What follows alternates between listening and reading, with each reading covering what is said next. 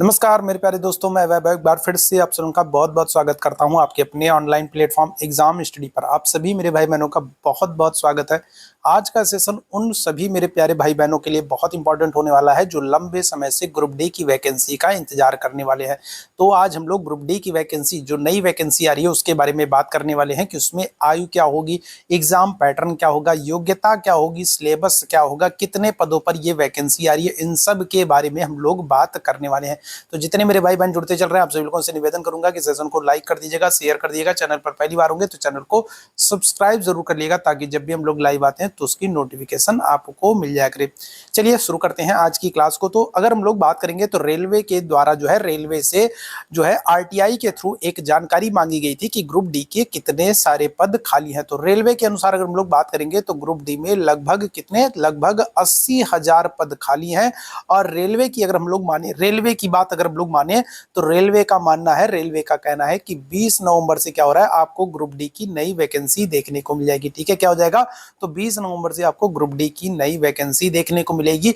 रही बात अगर हम लोग पदों की, तो पद जो कितने पदों पर ये वैकेंसी आएगी, तो 40,000 से लेकर के 50,000 तक ये वैकेंसी आने की अनुमान है। अब जो एग्जैक्ट जो नंबर्स होंगे, नंबर ऑफ वैकेंसी जो होगी, वो तो ऑफिशियल नोटिफिकेशन आने के बाद ही पता चलेगा। तो 20 नवंबर तक आप इंतजार कर लें। 20 नवंबर तक पूरी संभावना है कि ऑफिशियल नोटिफिकेशन जो है वो रेलवे के द्वारा जो है जारी कर दिया जाएगा, और उसके बाद हमको एग्जैक्ट नंबर ऑफ पोस्ट जो है वो क्लियर पता चल जाएगा कि कितने पदों पर ये वैकेंसी आ रही है। फिलहाल अगर हम लोग बात करें तो 40,000 से लेकर के 50,000 के बीच में ये वैकेंसी आने की संभावना है। ठीक है, तो आज के सेशन में हम लोग इस जो नई वैकेंसी आ रही, इसके आयु के बारे में, एग्जाम पैटर्न के बारे में, योग्यता के बारे में, सिलेबस के बारे में, इन सब के बारे में बात करने वाले। सेशन को एक बार जल्दी से आप लोगों ने लाइक और शेयर नहीं किया तो शेयर कर दीजिए, ताकि बाकी साथी जो नहीं जुड़ पाए तो उन लोगों तक ये सेशन पहुंच सके। तो चलिए सबसे पहले बात करेंगे हम लोग किसकी, रेलवे ग्रुप डी की बात करेंगे। एज लिमिट क्या होगी, आयु सीमा क्या होगी।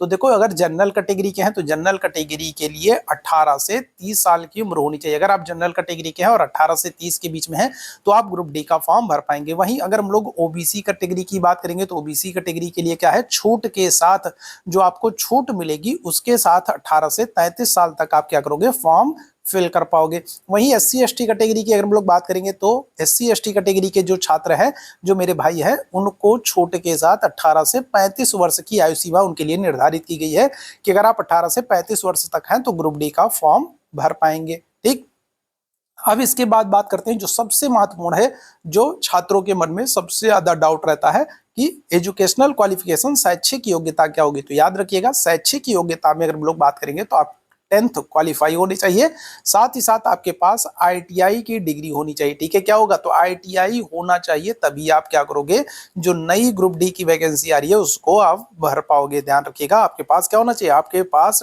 10th मार्कशीट के साथ आईटीआई की डिग्री होनी चाहिए। ठीक है, चलो आगे बात करेंगे हम लोग। अब ये हो गया कि आपने फॉर्म भर दिया, ठीक है, आपके पास 10th, आपने हाई स्कूल पास आउट है और आपके पास आईटीआई की डिग्री है, तो आपने फॉर्म भर दिया। ठीक है, एज लिमिट आपकी है तो आपने, और आपके पास डिग्री है तो आपने फॉर्म भर दिया। अब आगे आपको क्या करना होगा, तो आगे देखिए, अब आपकी सिलेक्शन प्रोसेस शुरू होगा। सिलेक्शन प्रोसेस में अगर हम लोग बात करेंगे तो सबसे पहले तो आपको कंप्यूटर बेस्ड टेस्ट, ठीक है, आपका ऑनलाइन टेस्ट होगा, कंप्यूटर बेस्ड आपका टेस्ट होगा, सीबीटी से आपको गुजरना है। ठीक है, और उसको आप क्वालिफाई करोगे तो फिर आपको क्या हो जाएगा, तो आपको फिजिकल टेस्ट पीटी से गुजरना होगा, फिजिकल टेस्ट से गुजरना होगा।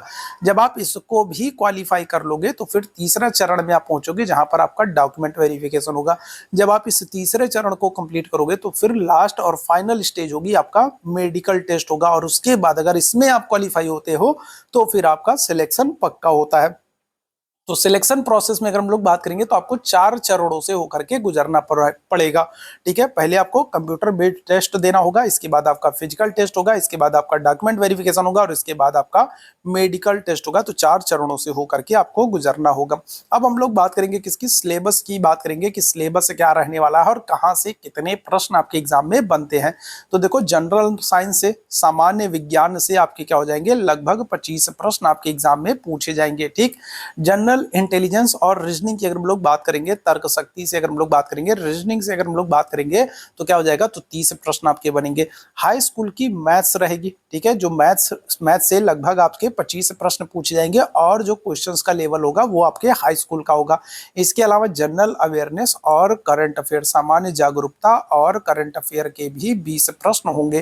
टोटल अगर हम लोग बात करते हैं तो टोटल कितने प्रश्न होंगे, तो टोटल 100 प्रश्न होंगे। कितना समय आपको मिलेगा, तो 90 मिनट का आपको समय मिलेगा। 90 मिनट में आपको 100 क्वेश्चंस करने होंगे। कंप्यूटर बेस्ड टेस्ट होगा, आपका सीबीटी टेस्ट होगा, ऑनलाइन टेस्ट होगा, कंप्यूटर पे बैठ के आपको टेस्ट देना होगा। और महत्वपूर्ण बात यह है कि माइनस मार्किंग भी होगी, 1/3 जो है वो माइनस मार्किंग होगी, ठीक है। तो ये बात आपको समझ में आ गई होगी, ठीक है। हम लोग क्या कर रहे हैं, रेलवे की जो नई वैकेंसी ग्रुप डी की आ रही है उसके संदर्भ में हम लोग बात कर रहे हैं। एज लिमिट मैंने आपको बता दिया। क्वालिफिकेशन क्या होगा, 10th पास आउट हो, आईटीआई की डिग्री है तभी आप फॉर्म भर पाओगे। सिलेक्शन प्रोसेस हम लोगों ने बता दिया कि 4 चरणों से होकर के आपको गुजरना होगा। पहले ऑनलाइन टेस्ट देना होगा, फिर फिजिकल टेस्ट होगा, फिर डॉक्यूमेंट वेरिफिकेशन होगा और सबसे लास्ट में आपका मेडिकल टेस्ट होगा, ठीक है। इसके बाद अगर हम लोग बात करेंगे तो मैंने आपको सिलेबस भी बता दिया, कहाँ कहाँ से कितने प्रश्न बन रहे हैं। टोटल 100 जो है मार्क्स के, 100 मार्क्स के आपके ये क्वेश्चंस होंगे। आपका पेपर होगा, 90 मिनट का आपको समय मिलेगा। नेगेटिव मार्किंग 1/3 है, ठीक है। तो ये आज का महत्वपूर्ण सेशन था, चीजें आप लोगों को क्लियर हो गई होगी। अगला जो हम लोग सेशन लेकर के आएंगे वहां पर हम लोग इसके सिलेबस के बारे में बात करेंगे कि सिलेबस क्या है। ये तो मैंने आपको बता दिया कि जनरल साइंस, रीजनिंग, मैथ्स और करंट अफेयर के प्रश्न बनेंगे, लेकिन इनके अंतर्गत आपको क्या क्या चीजें पढ़नी है तो उसके बारे में हम लोग अगले सेशन में बात करने वाले हैं। तो अगर ये सेशन पसंद आया हो तो सेशन को लाइक कीजिएगा, शेयर कीजिएगा, चैनल पर पहली बार होंगे तो सब्सक्राइब जरूर कर लीजिएगा। अभी के लिए बस इतना ही करेंगे। Thank you so much. आप सभी मेरे अच्छे वाली बहनों को मेरे साथ जुड़ने के लिए सेशन को शेयर जरूर कीजिएगा। Thank you so much.